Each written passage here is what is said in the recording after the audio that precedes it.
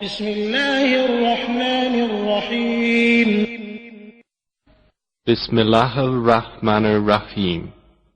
يا أيها الناس اتقوا ربكم الذي خلقكم من نفس واحدة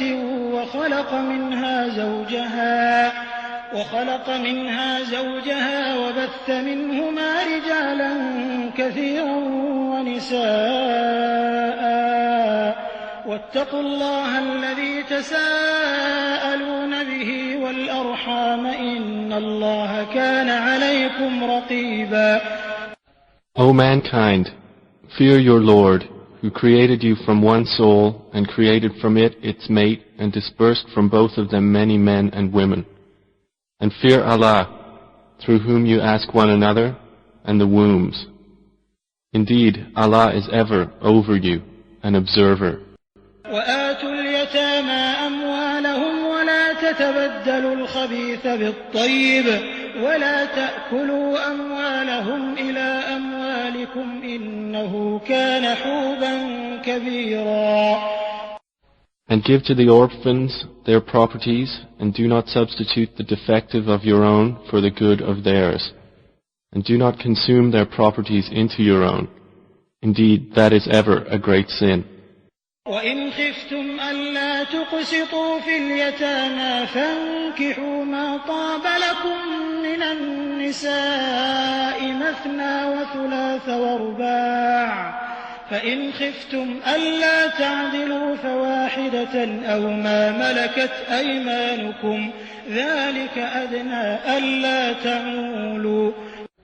And if you fear that you will not deal justly with the orphan girls, then marry those that please you of other women, 2 or 3 or 4.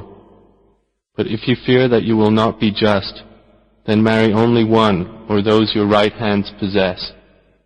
That is more suitable that you may not incline to injustice.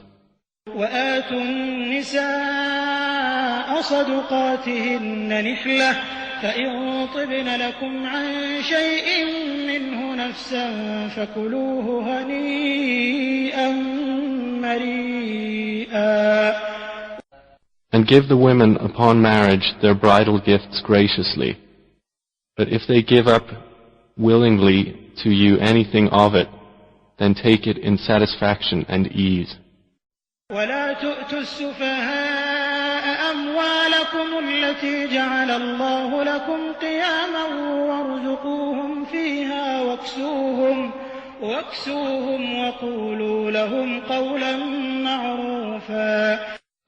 And do not give the weak-minded your property, which Allah has made a means of sustenance for you, but provide for them with it, and clothe them, and speak to them words of appropriate kindness.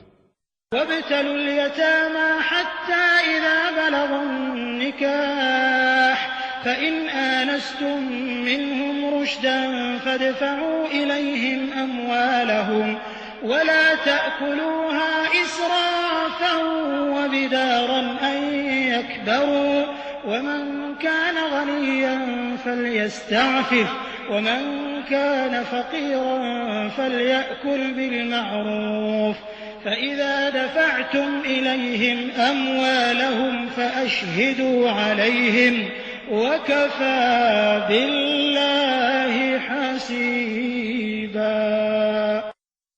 And test the orphans in their abilities until they reach marriageable age.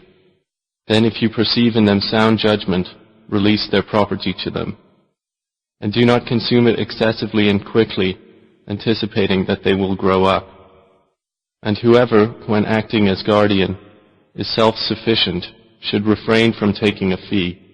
And whoever is poor, let him take according to what is reasonable. Then when you release their property to them, bring witnesses upon them, and sufficient is Allah as accountant. للرجال نصيب مما ترك الوالدان والأقربون وللنساء نصيب مما ترك الوالدان والأقربون مما قل منه أو كثر نصيبا مفروضا. For men is a share of what the parents and close relatives leave, And for women is a share of what the parents and close relatives leave, be it little or much, an obligatory share. وإذا حضر القسمة أولو القربى واليتامى والمساكين فارزقوهم منه وقولوا لهم قولا معروفا. And when other relatives and orphans and the needy are present at the time of division, then provide for them something out of the estate, and speak to them words of appropriate kindness.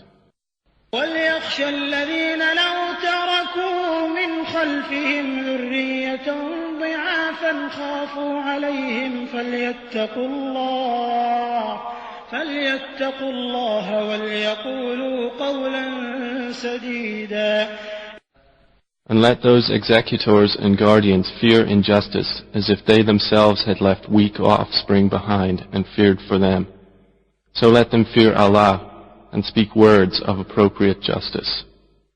إِنَّ الَّذِينَ يَأْكُلُونَ أَمْوَالَ الْيَتَامَى ظُلْمًا إِنَّمَا يَأْكُلُونَ فِي بُطُونِهِمْ نَارًا وَسَيَصْلَوْنَ سَعِيرًا. Indeed, those who devour the property of orphans unjustly are only consuming into their bellies fire, and they will be burned in a blaze.